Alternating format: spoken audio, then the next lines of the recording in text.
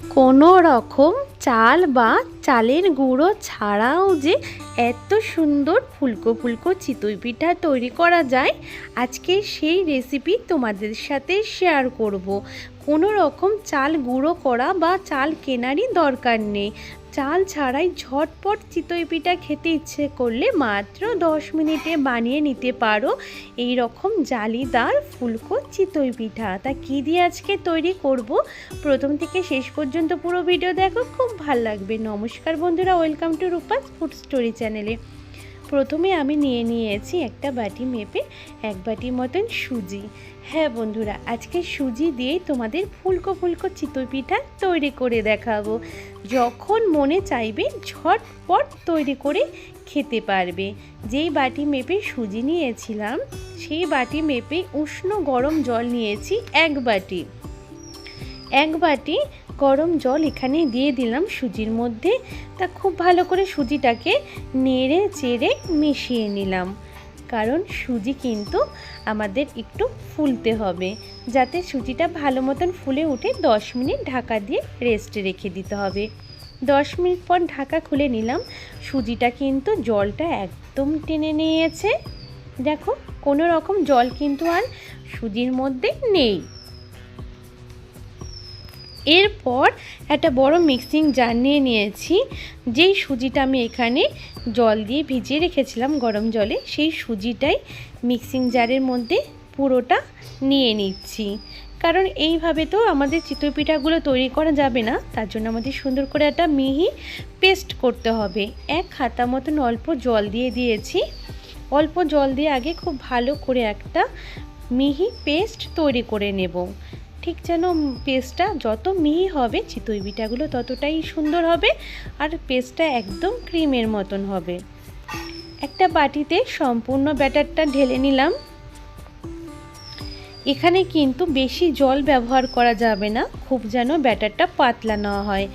আমি যেই ব্যাটারটা বানিয়েছি এটাই কিন্তু একটা পারফেক্ট ব্যাটার তৈরি হয়েছে। এখানে স্বাদ অনুযায়ী একটু লবণ আর দিয়ে দিয়েছি নারকেল কোড়া। নারকেল কোড়া দিলে কিন্তু চিতই পিঠাগুলো খেতে অসাধারণ লাগবে। আর সাথে দিয়ে দিয়েছি 1/2 চামচের থেকেও কম আমি বেকিং পাউডার।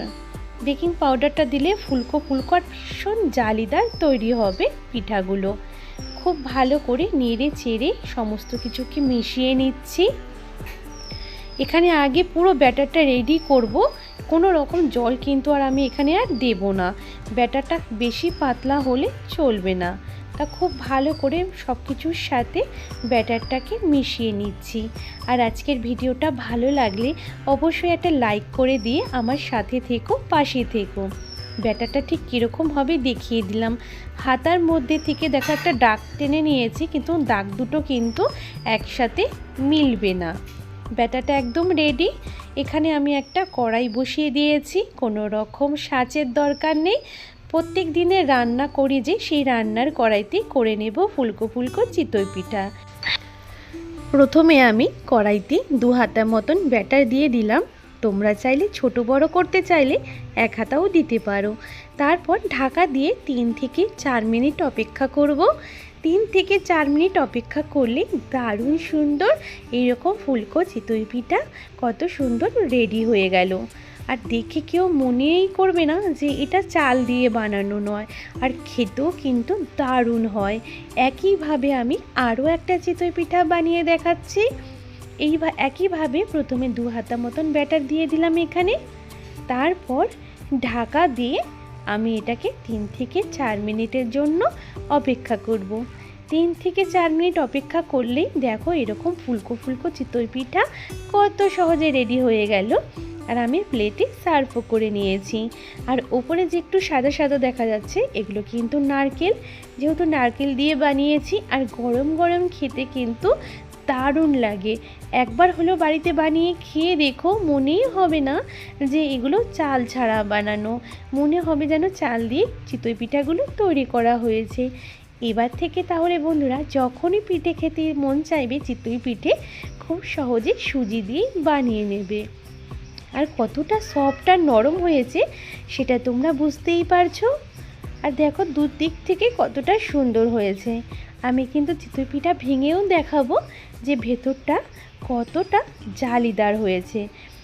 আর এরকম চিতই পিঠা কিন্তু গুড় দিয়ে খেতে কিন্তু দারুণ লাগে। আর তোমরা চাইলে এগুলো কিন্তু গুড় দিয়ে দুধ দিয়ে চাল করেও কিন্তু গুড় চিতই পিঠাও কিন্তু খেতে পারো। মোট কথা যেভাবে তোমাদের মন চাইবে সেইভাবেই তোমরা কিন্তু এই চিতই পিঠাটা খেতে পারো। আর চিতই পিঠার ভেতরটা যে কতটা পারফেক্ট জালিদার হয়েছে সেটা কিন্তু তোমরা দেখে বুঝতেই পেরেছো। তাহলে ঝটপট করে বাড়িতে এইভাবে বানিয়ে খেও আর আমাকে কমেন্ট করে জানিও যে তোমাদের কাছে কেমন লেগেছে। আর যদি আজকের ভিডিওটা ভালো লাগে অবশ্যই লাইক করতে ভুলো না। একটা লাইক অবশ্যই করো, ভিডিওটা আর অন্যান্য বন্ধুদের মাঝেও শেয়ার করে দিও। আর আমার চ্যানেলটাকে সাবস্ক্রাইব করে আমার পাশে থেকো। বাই।